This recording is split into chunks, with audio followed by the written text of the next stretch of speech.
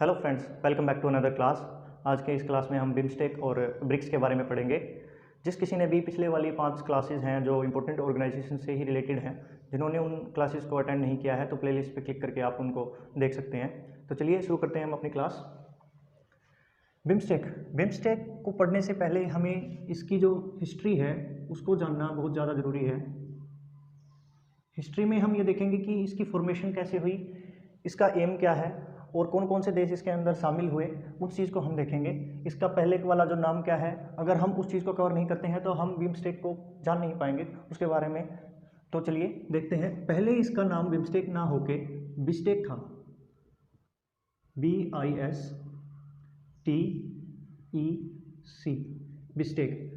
हर word इसका जो जितने वाले जो चार जो वर्ड हैं ये अलग अलग कंट्रीज़ को रिप्रेजेंट करते हैं। Like B for Bangladesh, I for India, S for Sri Lanka और T for Thailand. B for Bangladesh, I for India, S for Sri Lanka and T for Thailand. E for और C, E for economic cooperation. ये इसका full form है, Bangladesh, India, Sri Lanka, Thailand economic cooperation. इस संस्था की ज़रूरत क्यों पड़ी? इन 4 देशों ने आपस में डिसाइड किया कि हम आपस में मिल जाते हैं और अपनी जो इकोनॉमी है उसको ग्रोथ करने के लिए, अपने जितने भी आपस में जितने भी एक्सपोर्ट हैं, एक्सपोर्टेशन है, उसको बढ़ावा देने के लिए, अब जितने भी ट्रांसपोर्ट से रिलेटेड जितने भी साधन हैं उनको ईजी बनाने के लिए इन्होंने एक संगठन बनाया ताकि आगे चल के हमारी इकोनॉमी को हम ग्रो कर सकें। इस चीज़ के लिए बिस्टेक की स्थापना की गई, जिसकी स्थापना 6 जून 1997 को हुई। इसके बाद एक बार हम इसका मैप देख लेते हैं ज़रा। जैसे मान लीजिए ये अपना इंडिया कुछ इस तरीके से है।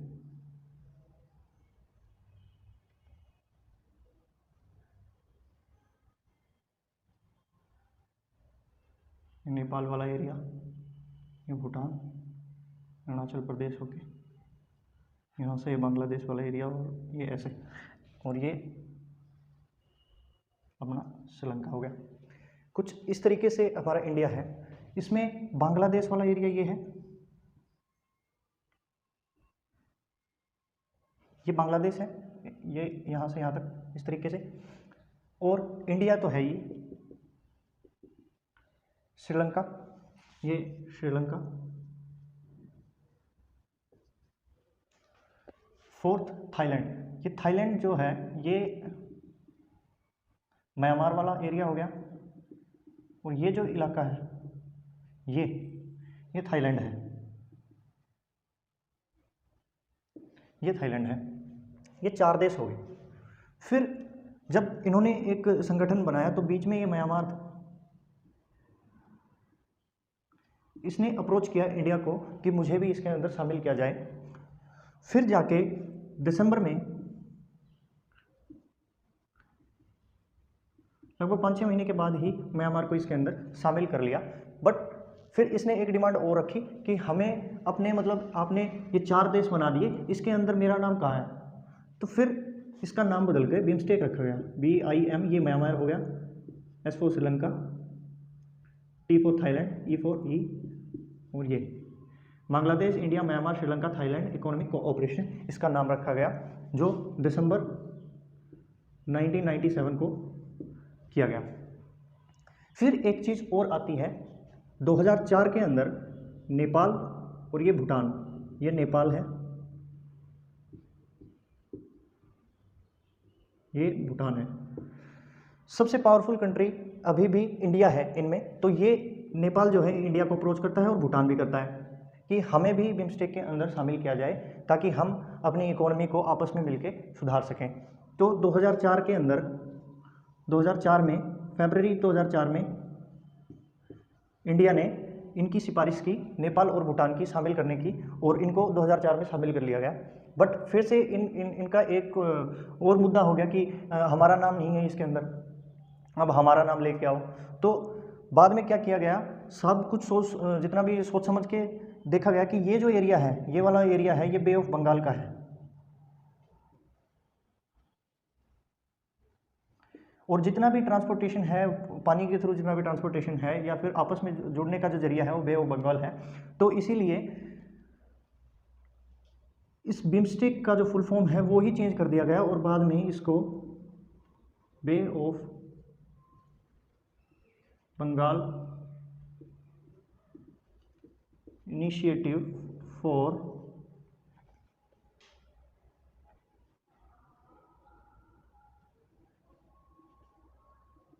Multi sectoral technical and economic cooperation. इसकी जो मेन जो इसकी फुल फॉर्म थी उसको बदल दिया, bay of Bengal initiative for multi sectoral technical and economic cooperation कर दिया गया, ताकि को भी एक पर्टिकुलर जगह नहीं दी जाए और इसका एक कॉमन नाम कर दिया गया बे ऑफ बंगाल से, ताकि ट्रांसपोर्टेशन को भी बढ़ावा मिलेगा और बे ऑफ बंगाल की सुरक्षा भी रहेगी, उसकी सफाई भी रहेगी। इसलिए बिम्स्टेक का नाम 2004 में बदल दिया गया। अभी बिम्स्टेक के मेंबर कंट्रीज 7 हैं, जिसमें इंडिया, बांग्लादेश, थाईलैंड, श्रीलंका, फिर आया म्यांमार, फिर नेपाल और भूटान। ये 7 कंट्रीज हमारी बिम्स्टेक के अंदर आती हैं। बिम्स्टेक का सचिवालय, बिम्स्टेक का जो सचिवालय है, जो सेक्रेटेरिएट है, वो ढाका बांग्लादेश के अंदर है। इसका सचिवालय ढाका बांग्लादेश के अंदर है और इसके सेक्रेटरी जनरल, इसके जो सेक्रेटरी जनरल हैं वो तेंजिन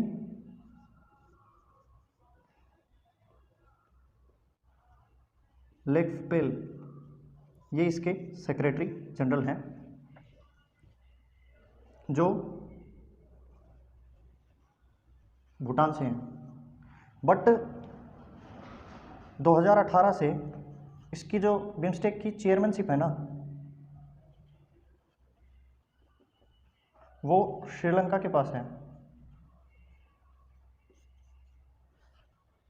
ये कुछ जानकारी थी बिम्स्टेक के बारे में। सबसे पहले बिम्स्टेक के अंदर 4 देश आते हैं, Bangladesh, India, Sri Lanka, Thailand. Economic corporation इसकी फुल फॉर्म रहेगी, जिसकी जो स्थापना है, जो एस्टेब्लिशमेंट है, वो 6 जून 1997 को हुई और अभी फिर दिसंबर में लगभग 6 महीने के बाद म्यांमार को इसमें ऐड कर लिया गया 1997 को ही।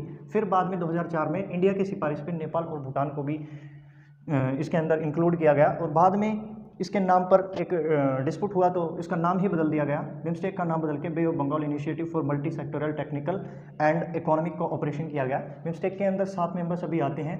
इसका सचिवालय जो सेक्रेटेरिएट है वो ढाका बांग्लादेश में है और सेक्रेटरी जनरल इसके तेंजिन लेकपेल हैं, जो भूटान से हैं। बट 2018 के अंदर इसकी जो चेयरमैनशिप है वो श्रीलंका को दे दी गई, जो अभी तक चल रही है। ये कुछ जानकारी थी बिम्स्टेक के बारे में, आप इसका स्क्रीनशॉट ले लो। एक चीज़ और, इसका पहला जो समिट था, फर्स्ट जो समिट था, वो 2004 में थाईलैंड में हुआ,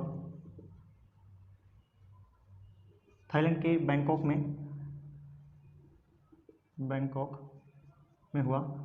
और 2008 में इंडिया में पहला समिट न्यू दिल्ली में। कभी कभी पूछ लेता है कि बिम्स्टेक का इंडिया में सबसे पहली बार सम्मेलन कब हुआ, तो 2008 में हुआ। कहाँ पे हुआ? न्यू दिल्ली के अंदर हुआ।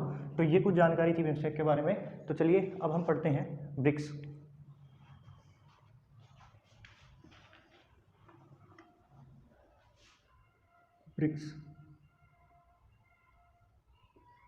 बिम्स्टेक की तरह ब्रिक्स के अंदर भी हर जो भी अल्फ़ाबेट है वो हर कंट्री को रिप्रेजेंट करता है। जैसे B for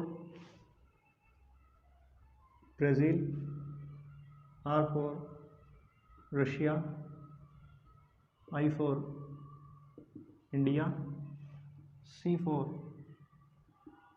China and S4 south Africa. B for Brazil, R for Russia, I for India, C for China and S for South Africa. But BRICS से पहले ये सिर्फ 4 ही कंट्रीज का सम्मेलन था। ब्रिक, इसका जो मेन एम था वो वेस्टर्न इकोनॉमी को compete करना था। इसका जो मेन मोटो था वो वेस्टर्न इकोनॉमी को compete करना, अपने आर्थिक, अपने राजनीतिक, अपने सैन्य बल को बढ़ाना। इसलिए ब्रिक्स की फॉर्मेशन की गई। इसकी फॉर्मेशन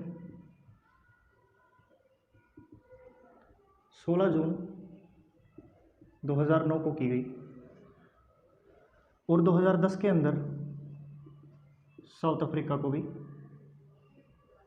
इसमें शामिल कर लिया गया। ब्रिक्स के अंदर इंडिया को छोड़कर जितने भी 4 कंट्रीज़ हैं उनके जो लीडर हैं वो उन देशों के प्रेसिडेंट हैं। बस एक इंडिया एक ऐसा देश है जो अपने प्राइम मिनिस्टर को एज ए लीडर रिप्रेजेंट करता है। जैसे हम जहाँ देख लेते हैं, ब्राज़ील के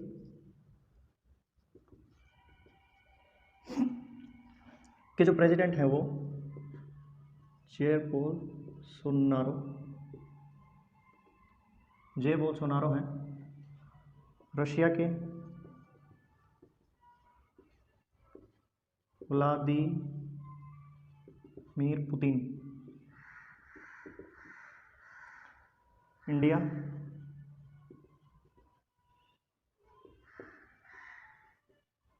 नरेंद्र मोदी जी, ये प्राइम मिनिस्टर हैं। चाइना शी जिनपिंग, ये भी प्रेसिडेंट हैं, ये भी प्रेसिडेंट हैं और व्लादिमीर पुतिन भी प्रेसिडेंट हैं। और साउथ अफ्रीका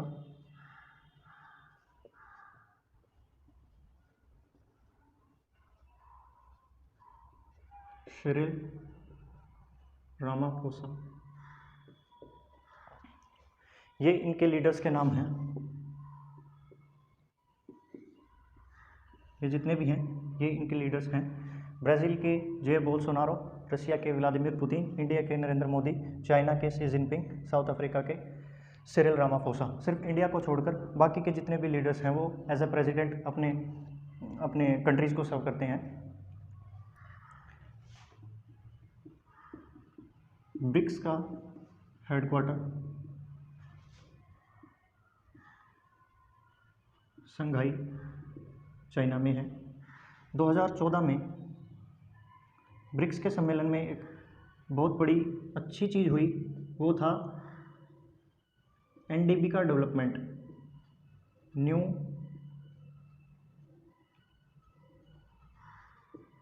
डेवलपमेंट बैंक। पहले इसका नाम ब्रिक्स डेवलपमेंट बैंक भी था, फिर बाद में इसके नाम को न्यू डेवलपमेंट बैंक रख दिया गया, इसका नाम चेंज कर दिया गया, जिसके अंदर हर कंट्री के 20% शेयर्स हैं। न्यू डेवलपमेंट बैंक का भी जो हेडक्वार्टर है वो शंघाई के अंदर है। और जो ब्रिक्स में जितने भी कंट्रीज़ हैं उसकी जो वोटिंग राइट्स हैं वो 20% हैं। 20% of each country has the rights to vote.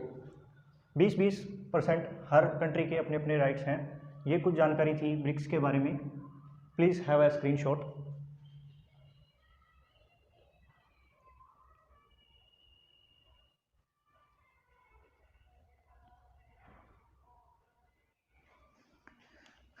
अभी मैं आपको बता दूं कि